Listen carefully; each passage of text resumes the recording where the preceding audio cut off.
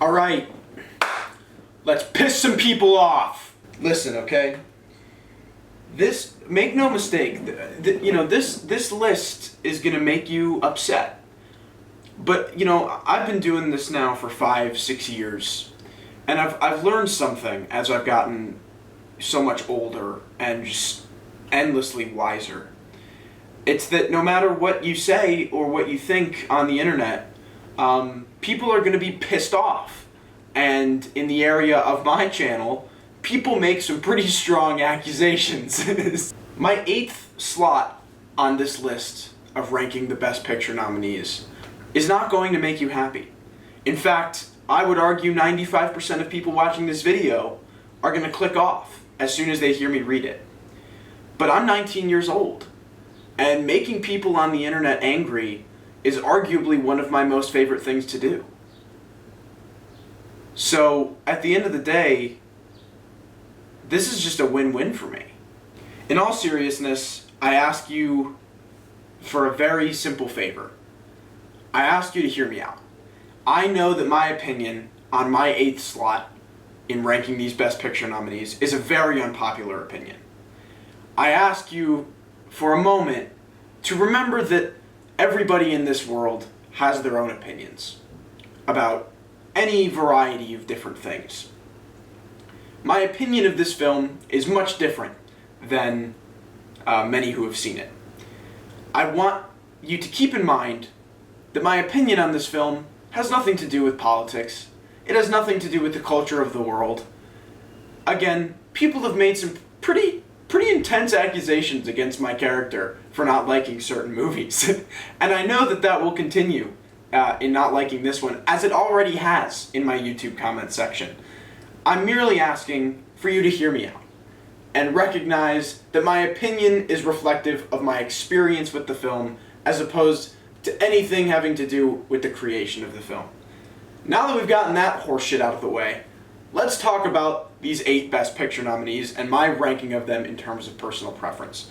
One of these films I gave a 4 out of 10.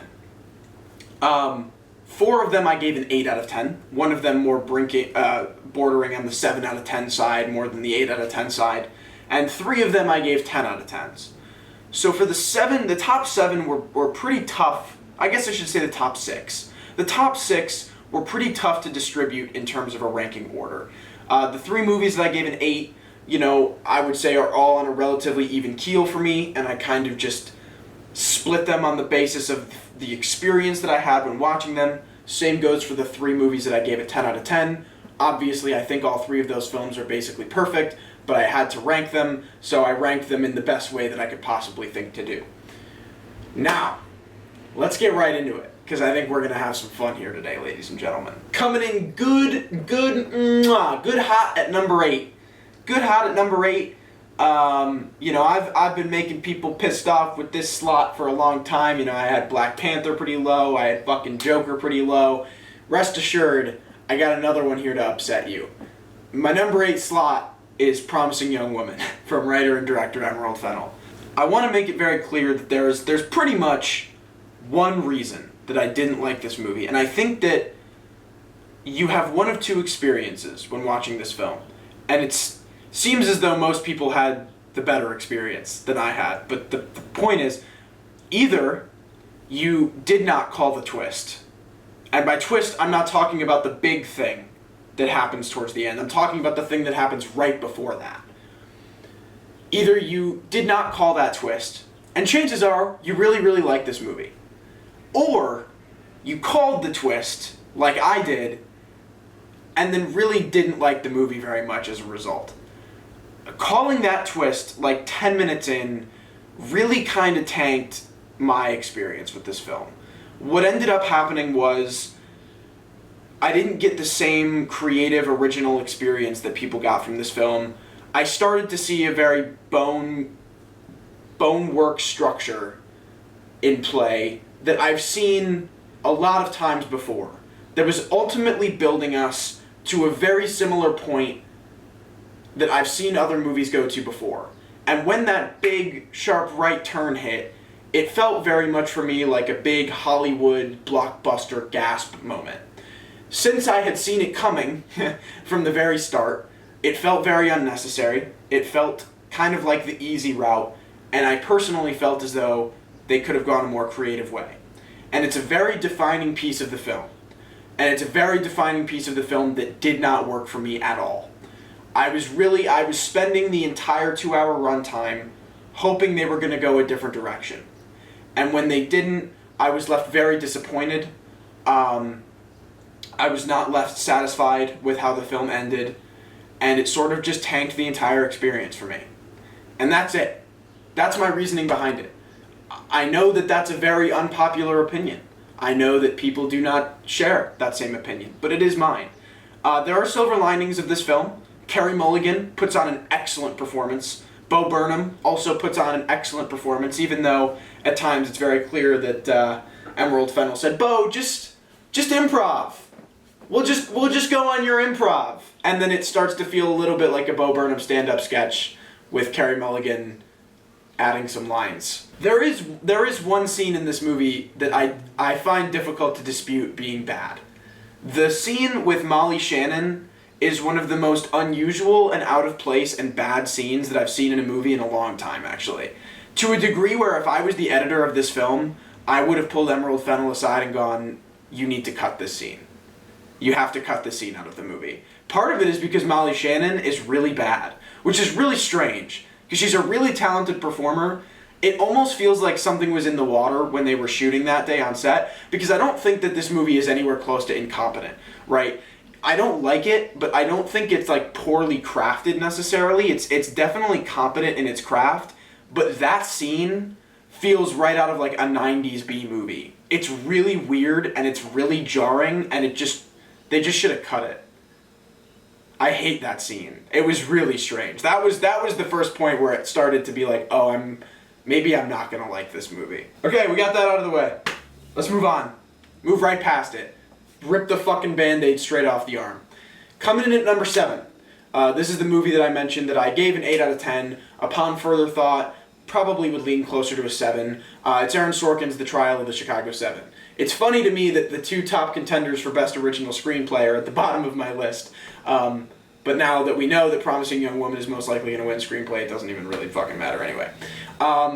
Many of you will know that I'm a pretty big Aaron Sorkin fan. I don't think I've given an Aaron Sorkin movie lower than like an 8 or a 9 in some time now. But look, I don't know who's got to tell him. Somebody has to tell him. Somebody's got to pull him aside and go, "Aaron, man, look, we all love you. You're really talented, brother.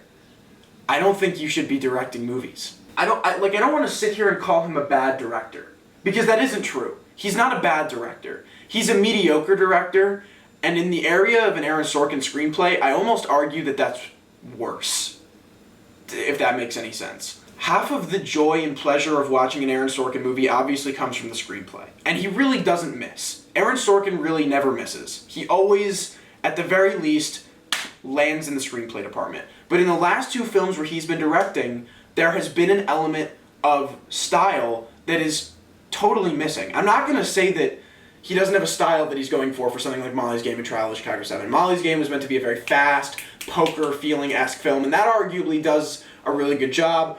With Trial of the Chicago 7, he's almost going for like a cheesy, like 60s courtroom drama, and it's very odd. It's an odd tone, but at the very least he is consistent.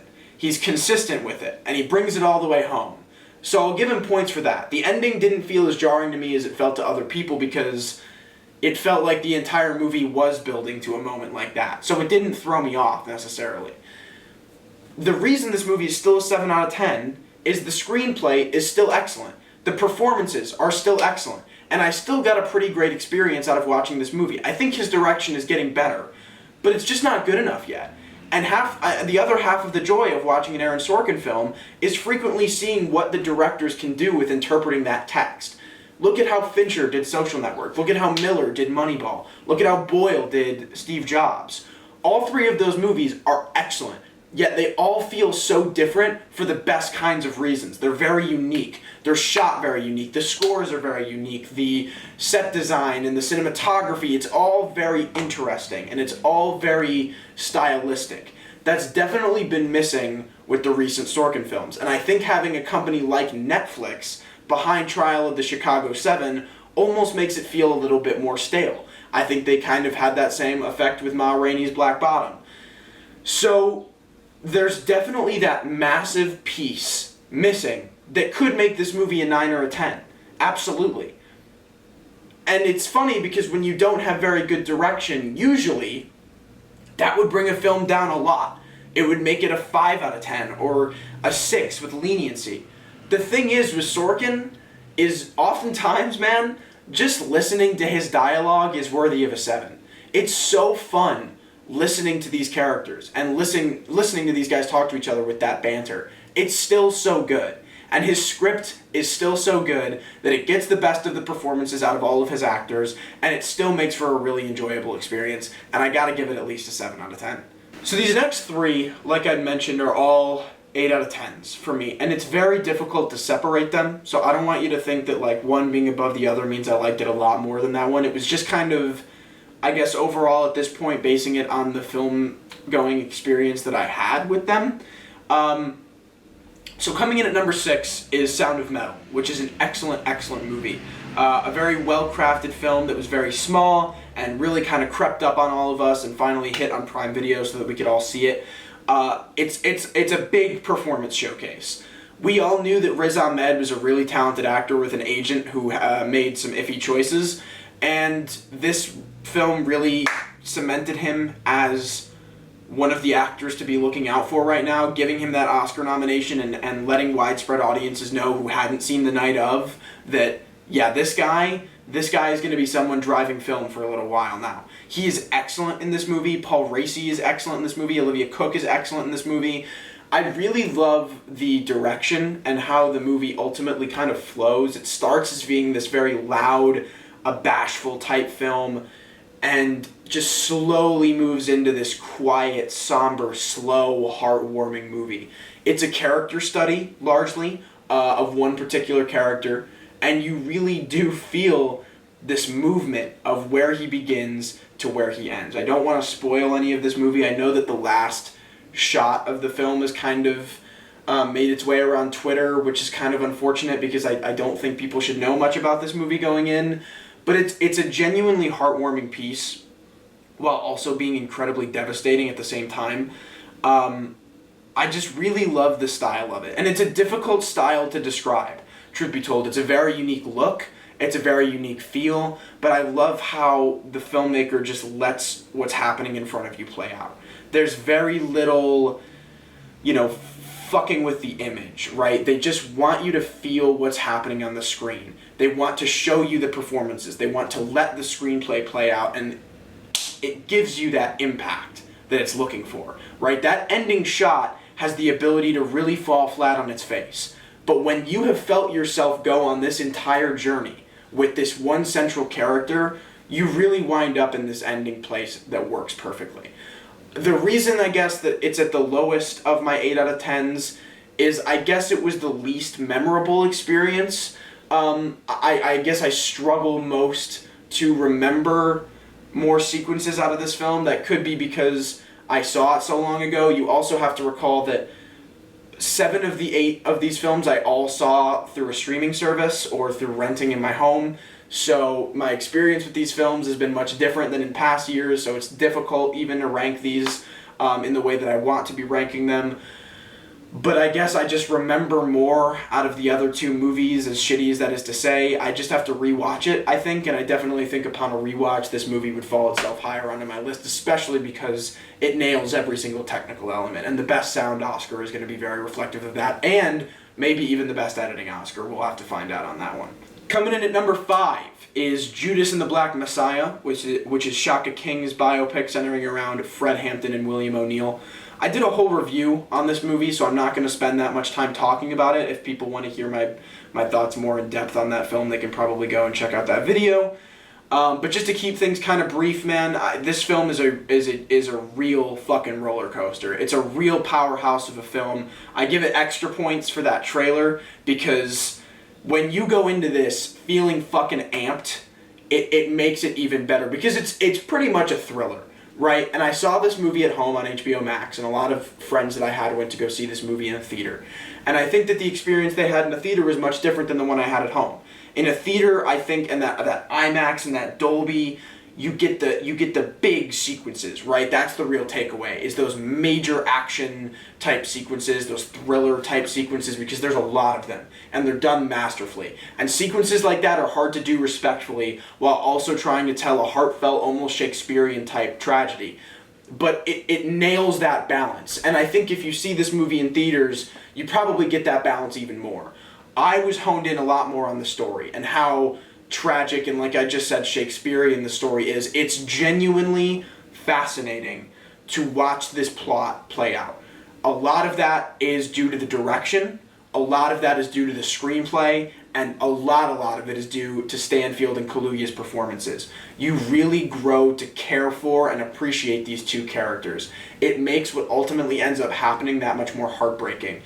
And you have to nail the entire plot and the entire development of the plot, and more importantly, the characters, to really find yourself in a satisfying place at the end of the movie. And I guess I should say dissatisfying, right? Because what happens at the end of the movie is completely tragic. But to truly rip the heart out of every audience member in your theater, you have to nail the first 2 hours of the movie, getting you to those final 15 minutes. And it really does do that. The only issues with the movie that I have, as I mentioned in my review, Martin Sheen feels a little bit like a caricature, and that's where like certain points of the movie start to feel a little bit like Trial of the Chicago 70, but there aren't enough of them where it really took away from my experience, but watching it from home, it could definitely pull you out for a second. It's very visually appealing. I really enjoyed the score. I really like, again, the performances. I just kind of think everything comes together really well, and I think if I'd seen this in a theater, it would be a 9 or a 10. Absolutely. It's been a really strong year for these movies, and I wish I'd been able to get out to a theater to see more of them. Clocking in at a very comfortable number 4 is Nomadland, Chloe Zhao's Nomadland, which at this moment in time is pretty much a runaway for screenplay, director, and picture. And I really don't have any problem with that. Obviously, there are 3 movies that I liked better, but this is an excellent movie. And it's this and one other film that I'll talk about shortly are a little bit separate from the rest, in that this one is very much a tonal piece. There is a plot, and there is a story, and there is backstory, and there is exposition, but it's pretty limited.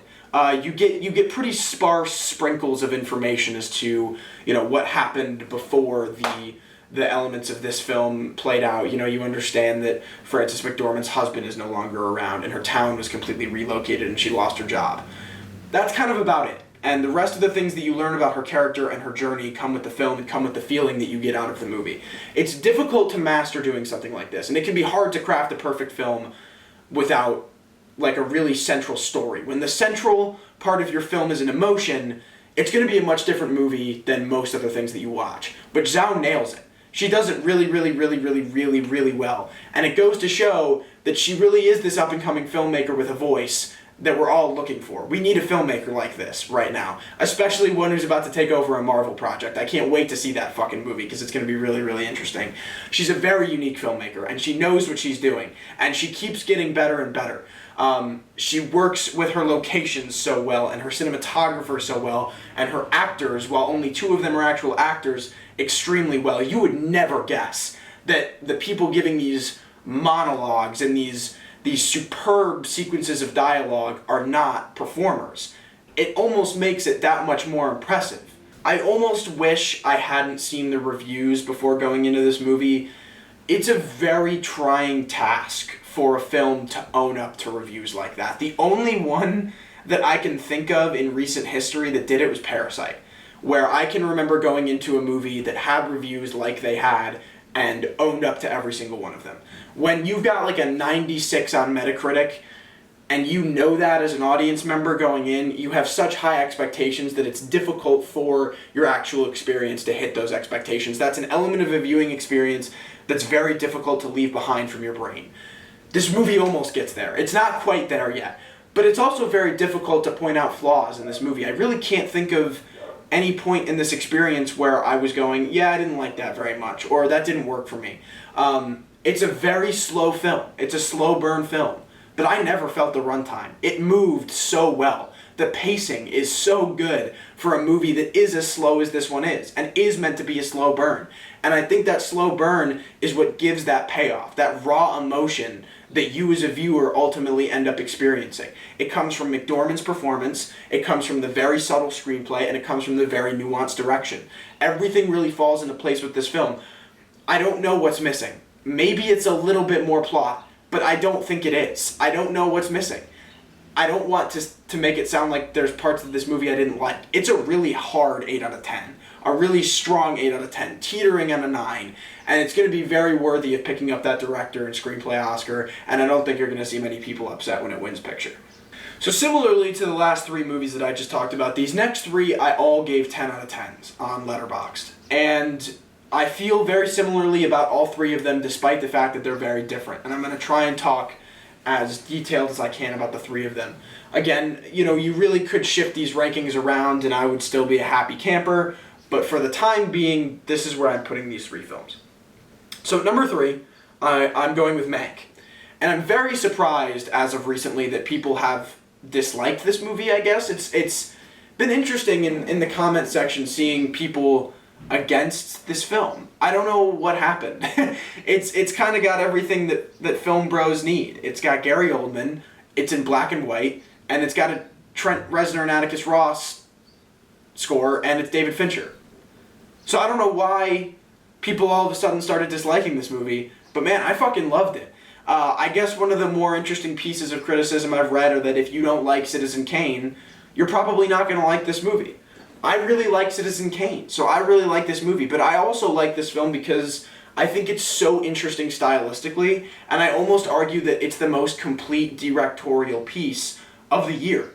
I think Fincher had a very set vision and a unique vision for what he wanted to do, and I think he achieved it perfectly. I think having his father behind the screenplay all those years ago really, really helped because the script is damn near perfect, and like I said in my Letterboxd review, Fincher knows how to fucking pick them, man, when it comes to screenwriters. Gillian Flynn, Aaron Sorkin, Jack Fincher, I mean, he's fucking nailing them.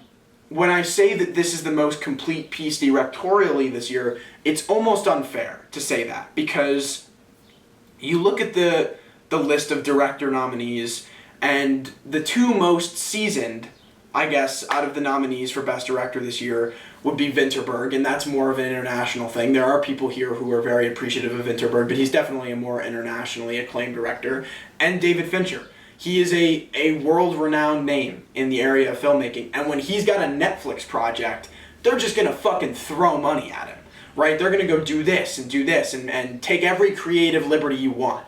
And he gets it. He gets every single creative liberty he wants. And that's a rare commodity for a filmmaker. Take Chloe Zhao, right? Nomadland is her second film. She gets most creative liberties, but she doesn't have all of the resources that she needs yet to make, I think, what is going to be her number 1 top film that she's ever going to make. She's going to get there, especially with a Marvel paycheck, right? And I'm so excited to see what she's going to make when she becomes this cemented name in Hollywood that she's becoming. Fincher is already there, so they're going to give him the resources that he needs. So it's almost unfair to call his film the most directorially finished almost, or followed through film of the year. But it does feel that way. It feels like his vision comes to life completely on the screen. I love how it's shot. I love the score. I love the performances. I love the story. Every sequence, in my eyes, is incredible. There was not a scene in this movie where I was bored, where I was uninterested in the story, or at the very least, was not wonderstruck by what was happening in front of my eyes. I loved it. I loved the comedy. I loved the drama. Usually I'm not a sucker for the old Hollywood type shit. It's very Oscar baity, to a degree. But I also think Fincher just had this story that he really wanted to tell. And I think Jack Fincher had a story that he really wanted to tell about really telling raw and true stories, despite everybody telling you not to fucking do it. What creative liberties you have to take. And I loved it. I thought it was one of the most well-rounded films of the year, and it felt the most complete, arguably, to me. And again, that's an unfair statement, because we are in a world right now where some people receive more money and relatively unfair treatment in regards to their projects, and when your name is David Fincher, you're going to be one of those guys. But a lot of these other up-and-coming filmmakers that have been nominated this year, like an Emerald Fennell, like a Chloe Zhao, they're going to be getting those resources very, very soon, and I'm really looking forward to seeing what they're going to create when they have them. Hopping in at number 2 is Minari, which is A24's produced film for Lee Isaac Chung. A24 has had a bit of a struggle in recent years in terms of running a successful Oscar campaign. They got Moonlight to win Picture, and for a few years after that, they were pretty quiet when it came to Oscar campaigning. Minari is a film that I've been hearing about for a very long time now and only got to see very recently. I didn't expect to love it as much as I did going in, but man oh man did I fucking love it. The feeling that I got out of this movie is kind of unrivaled from the rest of these movies. I almost think, right, this is the other film I was talking about when I was talking about a tonal piece. It's absolutely designed to make you feel a certain way after you finish watching it. And it fucking nails it. Man, it fucking nails it. Every piece of this movie is arguably perfect. The performances, the direction, the screenplay, all of it. Chef's kiss, okay?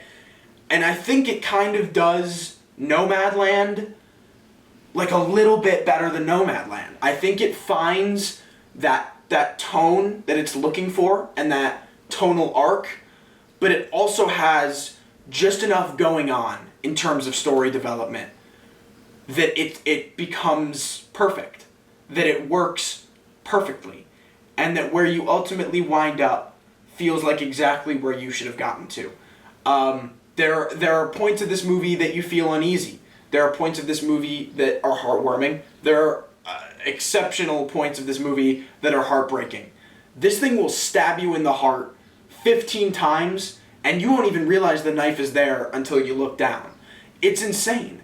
There are sequences in this movie that are so subtly and nuanced in terms of their direction and their writing and their performances. It's paced so well, and it's one of very few movies I just didn't want to end. It's always a good sign when you're sitting there watching a film wishing that the runtime was longer. I would have killed for any more of this film. I think it works perfectly. I think it feels perfect. I'm not going to spend too much time talking about this movie because I'll just keep gushing about it. But I'm just very excited to talk about my number 1, which for the 6 of you that are left after I put Promising Young Woman at 8 have probably used your powers of deduction to figure out what this top film is. And I haven't really talked about this movie at all, which is why I'm most excited to talk about it. I've kind of talked about everything else, at least on stream or at a video. I would not have anticipated putting The Father at number 1. It's weird because, when Mank was coming out, I knew I was going to love Mank. It's David Fincher, right? I knew that I was going to love Mank. I was expecting Mank to be my top slot. When Minari came out, I wasn't expecting that to be my top slot. It overtook Mank. And when The Father came out, I certainly wasn't expecting it to take over Minari, and yet it did. I think part of the reason that this is my number 1 pick, 1, it's the only one I got to see in the theater. And I think that actually does make a massive, massive difference. I got to see this movie in a theater, and the experience was increased tenfold as a result. There's also the factor that I had seen pretty much no marketing when it came to this movie. All I knew was that it was about a daughter looking after her aging father. I really didn't know anything else about this movie other than that. I hadn't seen a trailer, I had seen the clips they were showing at award shows, but I didn't know much. And I think being as surprised as I was of how this story is told was that much more impactful to me and made it that much more of an impactful experience. This is a beautiful, beautifully made film, and it is perfect. It's perfect. It's you go into it expecting an Oscar Beatty slow drama that's based on a play with Oscar Beatty performances out of Anthony Hopkins and Olivia Colman, and instead you get a piece that's genuinely trying to say something and takes an incredibly unique route to get there. The fucking movie is basically a psychological thriller to a degree, and those are my favorite kinds of films. I'm a huge thriller guy. I fucking loved how this movie played out and how jarring the experience was. It's the perfect length. Anthony Hopkins puts on one of the best performances he's given in years. Olivia Colman is stunning to watch. Everybody in this movie is stunning to watch. The adaptation from stage to screen is exactly what a stage to screen adaptation should be. Scenes of dialogue that do feel like they're playing out as a result of a play, interspersed with unique film elements and technical elements that you can't see in a play.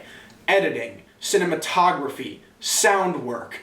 That is how you adapt a fucking play to a film. Netflix, as I said in my Letterboxd review, take some notes, because that was what was separating Ma Rainey's Black Bottom from a good movie to an excellent one. This is how you adapt a play. It's fucking incredible, and I loved it. I loved the unique spin that it took, and it just made for a very whole experience watching in a theater. I loved it. I cannot wait to see it again, to try and piece more together for it. And I think just go in with no knowledge of the trailers or anything. If you have stayed away from the marketing for this film, I guarantee you, you're going to love it that much more, just like I did. But that's it, man. That is my ranking for the Best Picture nominees. I want to know what you guys think. Let me know in the comments below. If you got to shit on it, shit on it. I'd love to hear it. I want to hear it. Just shit all over me, even if after hearing my reasoning for my 8th place slot, or hell, even the rest of my 7. Shit on me. Do it. Go to town. I'm ready for it. I can take it. I'm a big boy. All right? I'm ready. A lot of big stuff is coming up, obviously. I'm going to try and get my What Should Win at the 2021 Oscars video out sometime next week. We got the SAG Award live stream coming up on the 4th. We got the BAFTA live stream coming up on the 11th. And then I'm probably going to put out my winners predictions the week before the actual Academy Awards. And then we're going to stream the Academy Awards. April is going to start moving like this. I've been live streaming on Twitch almost every day, not quite every day, at least every other day, so hopefully I can see you guys there. My Twitch is linked in the channel. I also have my Twitter, my Letterboxd, all that stuff is linked. Thank you to all the new subscribers. Thank you to all the old subscribers. I appreciate the hell out of you guys watching this video. You're all awesome. If you enjoyed this one, leave a like, subscribe, again, comment below. I appreciate you guys. I love you all, and I will see you all next time.